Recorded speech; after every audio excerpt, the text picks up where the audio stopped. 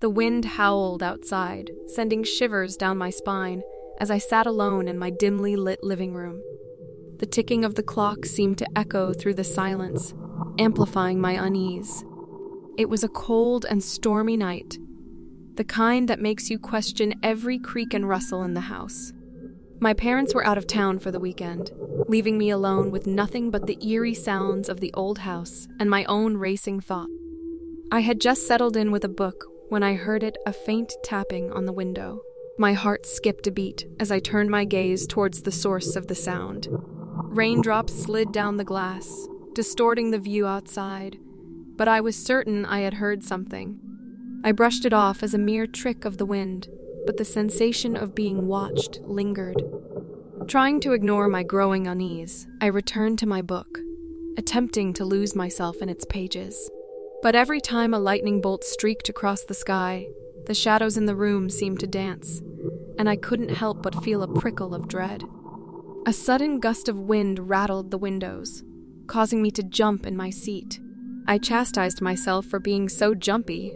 After all, it was just the storm. As I forced my focus back onto the book, I noticed movement out of the corner of my eye. A silhouette, tall and dark, appeared to cross the hallway. My breath caught in my throat, and I strained to hear any footsteps or sound that might accompany it.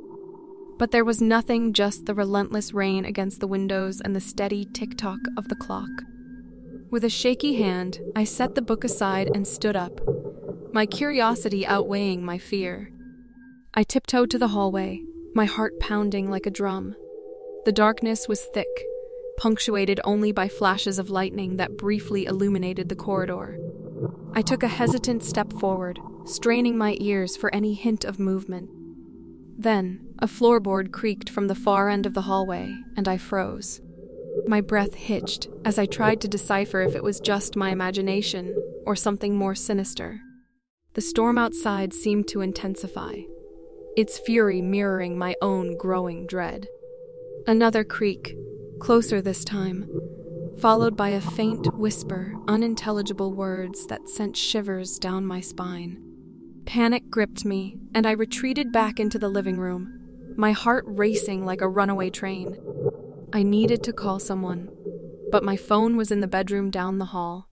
As the storm raged on, I pondered my options, feeling the weight of isolation press down on me. Maybe I was just imagining things. Maybe it was just a trick of my overactive imagination fueled by the storm's intensity. With a newfound determination, I decided to confront my fears head-on. I would go down that hallway, retrieve my phone, and call the police if needed. My courage bolstered by this plan, I took a deep breath and stepped back into the dark hallway. I moved slowly, my eyes darting around, searching for any signs of movement or presence. As I approached my bedroom, a soft scraping sound echoed from behind me. My heart raced, and I spun around, only to catch a glimpse of movement, a shadowy figure disappearing around the corner. Panic surged through me, and I sprinted to my bedroom, slamming the door shut and locking it with trembling hands. I grabbed my phone and dialed 911, my voice quivering as I tried to explain the situation to the operator. She assured me that help was on the way and advised me to stay put. As I waited, every sound, every gust of wind seemed to magnify, causing my heart to pound against my ribcage. Time seemed to stretch as I huddled in the corner of my bedroom, clutching my phone like a lifeline. The storm outside showed no signs of relenting, and the minutes felt like hours. Finally, the distant wail of sirens cut through the darkness, and a flicker of hope ignited within me. The police arrived, their flashlight beams slicing through the gloom as they swept the house. I heard hushed voices and then footsteps approaching my bedroom. The door swung open, revealing 2 officers. They reassured me that they had thoroughly searched the house and found no one. I felt a mix of relief and embarrassment. Had it all been a product of my imagination? The officers explained that the storm could play tricks on the mind, amplifying every creak and rustle. They advised me to stay vigilant and call again if I felt unsafe. After they left, I locked all the doors and windows, the events of the night leaving me rattled. I couldn't shake off the feeling of being watched, of an unseen presence lingering just beyond my vision. I curled up on my bed, clutching my phone, unable to shake the unsettling feeling that the shadowy figure was still out there, somewhere in the darkness. The storm eventually subsided, leaving behind an eerie calm. I drifted into a restless sleep, plagued by unsettling dreams of being pursued by shadows. When morning finally arrived, the sun's rays pierced through the curtains, casting a warm glow that dispelled the residual fear. I cautiously ventured out of my bedroom, finding the house bathed in light and devoid of any traces of the night's horrors. I couldn't help but wonder if it had all been a vivid nightmare, fueled by the storm's intensity and my own solitude. Weeks passed and life returned to normal. The incident began to fade from my thoughts, replaced by the routines of school and daily life. Yet, every now and then, when I was alone in the house or heard a distant tap on the window, a shiver would run down my spine, and I would remember that chilling night, the night I came face to face with the unseen visitor. The school hallway was empty, save for the flickering fluorescent lights that cast eerie shadows on the lockers. I glanced at my watch impatiently. I had stayed late to finish a project and was eager to head home. The school was known for its history, whispers of dark tales echoing through its halls. But I had never put much stock in such stories until that night. I gathered my belongings and slung my bag over my shoulder. As I started down the corridor, a chill crept up my spine. It was as if the air had grown heavy, electric, with an unsettling energy. My footsteps echoed, amplified by the silence that hung in the air. I quickened my pace, the sensation of being watched gnawing at my nerves. A soft sound reached my ears, a hushed whisper, too distant to distinguish the words. I froze, straining my ears to catch any hint of movement. There it was again, the faint sound of a voice, like a secret shared just beyond my hearing. My heart raced, and I chastised myself for allowing my imagination to get the best of me. As I resumed walking, the whispers seemed to grow louder, like an unintelligible chorus that surrounded me. I tried to shake off the feeling, convincing myself it was nothing more than the wind or the building settling. But with each step, the whispers seemed to converge, their intensity increasing until they were unmistakably human. I turned a corner, and there at the end of the hallway stood a figure, the janitor, Mr. Grimes. He was an elderly man, hunched over with age, his eyes obscured by thick glasses. His presence was not unusual. He often worked late, cleaning the school after hours. But there was something different about him that night. He seemed lost in his own world, muttering to himself as he pushed a mop across the floor. I hesitated, unsure if I should approach him or slip away unnoticed. As I watched, his whispers grew more distinct, and my curiosity got the better of me. I took a cautious step closer, my heart pounding in my chest. "Is everything okay, Mr. Grimes?" I called out, my voice quivering slightly. He didn't respond, his muttering continuing, unabated. I took another step, my footsteps echoing in the hallway, which now seemed to stretch impossibly long. The whispers surrounded me, their cadence almost rhythmic. "Mr. Grimes?" I tried again, louder this time. His head snapped up, his milky eyes fixing on me with an intensity that sent a shiver down my spine. The whispers abruptly ceased, leaving an eerie silence in their wake. "Ah, my dear," he croaked, his voice raspy and low. "You shouldn't be here at this hour. The night holds secrets, you know. Secrets only those who linger discover." I took an instinctive step back, a sense of foreboding settling over me. "I was just finishing up a project," I stammered, my eyes darting around, searching for an escape route. Mr. Grimes shuffled closer, his movements slow and deliberate.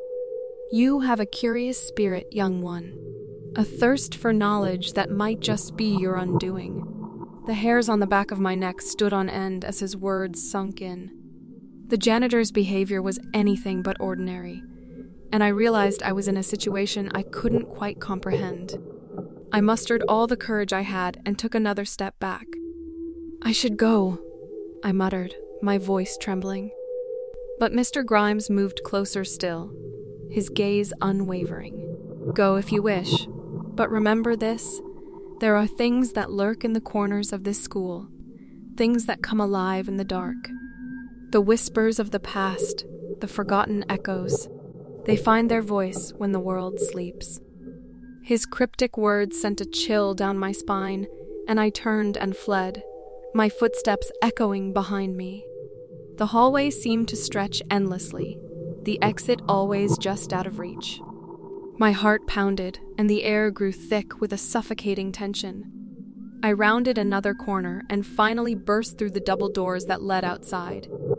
Gasping for air, I stumbled into the night, the cold wind biting at my skin. The school loomed behind me, its windows dark and ominous. I glanced back, half expecting to see Mr. Grimes standing there, watching me with his unseeing eyes. But the hallway was empty, the only sound the distant howl of the wind. I never stayed late at school again after that night. The memory of the whispers and the unsettling encounter with Mr. Grimes haunted my thoughts. I couldn't shake the feeling that there was more to the school than met the eye a history of secrets and shadows that whispered through its halls. To this day, whenever I pass by that school, I can't help but feel a shiver down my spine. The memory of that night remains etched in my mind, the night I encountered the Whispering Janitor and glimpsed the hidden darkness that lay just beneath the surface. The library was my sanctuary, a haven of knowledge and solitude where I often sought refuge from the chaos of school. It was a sprawling old building with towering bookshelves that seemed to touch the ceiling, creating labyrinthine paths between rows of books. One evening, with the sun dipping below the horizon, I found myself alone in the dimly lit library, absorbed in my studies. The silence was broken only by the occasional rustle of pages and the soft tap of my pen on paper. Outside, the wind howled, rattling the windows and sending shadows dancing across the walls. I focused on my work, determined to finish the assignment due the next day, but a growing unease tugged at the corners of my mind. I glanced up, my eyes scanning the aisles between the bookshelves. It was then that I noticed him, a man, tall and thin, standing at the end of an aisle. He wore a worn-out suit that looked out of place against the backdrop of ancient tomes. I blinked, surprised by his sudden appearance. How had he entered the library without me noticing?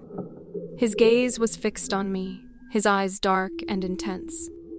A shiver crept down my spine, and I looked away, my heart pounding in my chest. I told myself it was just a fellow student, perhaps seeking a quiet place to study. But when I stole another glance, he was gone, as if he had vanished into thin air. I brushed off the strange encounter, attributing it to exhaustion and my overactive imagination. Yet, as I resumed my studies, a whisper of doubt lingered in my mind. The feeling of being watched intensified, and the library's familiar hush began to feel stifling, suffocating. The wind outside grew stronger, its howls sounding almost like distant cries. I tried to shake off the unease, focusing on my notes, but the words seemed to blur together and my concentration waned. Time passed slowly, and the library grew colder, the air heavy with a tension I couldn't explain. A soft sound caught my attention, a faint whisper, almost imperceptible. My heart raced as I strained to hear it again. There it was, a soft, disembodied voice, as if someone were muttering just out of earshot. I turned in my seat, my eyes scanning the rows of books. "Hello?" I called out, my voice trembling. The echo of my words hung in the air, and the library responded with a hollow silence. I forced myself to stand, my footsteps echoing through the vast space. I hesitated, listening intently for any sign of movement or sound. Then, from the corner of my eye, I saw him again, the man in the worn-out suit, standing at the end of another aisle. My breath caught in my throat as I stared, disbelief and fear intertwining. His gaze was fixed on me, his expression unreadable. Before I could react, he turned and disappeared behind a row of shelves. Summoning all the courage I could muster, I followed him, my footsteps quickening as I navigated the maze-like corridors. The library seemed to stretch and warp around me, the bookshelves shifting and rearranging themselves. I felt disoriented, lost in a place that should have been familiar. "Who are you?" I called out, my voice trembling. The only response was a soft, distant chuckle that sent shivers down my spine. I turned a corner and stopped dead in my tracks. Before me was a room, its walls lined with mirrors that reflected my own terrified expression back at me. In the center of the room stood the man, his eyes locked on mine. He was surrounded by an eerie glow, his features distorted by the mirrors that surrounded him. The whispers grew louder, a cacophony of voices that echoed through the room, mingling with the sound of the wind outside. "You shouldn't have come," he said, his voice a haunting whisper that seemed to come from all directions. "This place is not what it seems." Fear gripped me, and I stumbled backward, my heart racing. The mirrors seemed to distort reality, showing twisted reflections that left me dizzy and disoriented. I turned and fled, the labyrinthine corridors seeming to shift and close in around me. Finally, I burst through the library doors, gasping for breath. The outside world was a welcome sight, the fresh air chasing away the lingering sense of dread. I glanced back at the library, its windows dark and foreboding. The man in the worn-out suit was nowhere to be seen, but his unsettling presence lingered in my mind. I never set foot in that library again. The memory of the Vanishing Tutor haunted my thoughts, a puzzle I could never quite solve. I often wondered who he was and what he wanted, but the answers remained elusive. The library stood as a reminder of the inexplicable, a place where reality seemed to warp and twist, where whispers of the past echoed through its shadowed halls.